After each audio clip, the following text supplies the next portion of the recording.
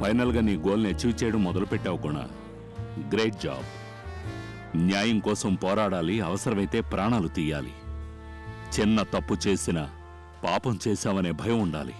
నువ్వెవరూ, నీ ఐడెంటిటీ ఏంటనేది మనకు మాత్రమే తెలుసు, వేరెవరికీ తెలియకూడదు. ఇకపై నువ్వు నీ పని మొదలు పెట్టచ్చు. నీకెటువంటి ప్రాబ్లం రాదు.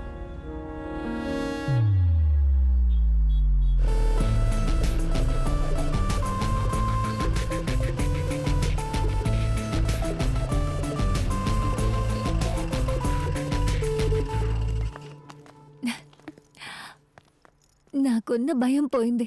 మా నాన్నని కూడా మనం ఒప్పించావంటే ఇక ఏ సమస్య లేదు. హే గుణ, సే ఐ లవ్ యూ. నా కళ్ళలో నువ్వు ఎలా కనపడుతున్నావో అలాగే నేను ఎప్పుడు కష్టం లేకుండా చూసుకుంటాను. Love you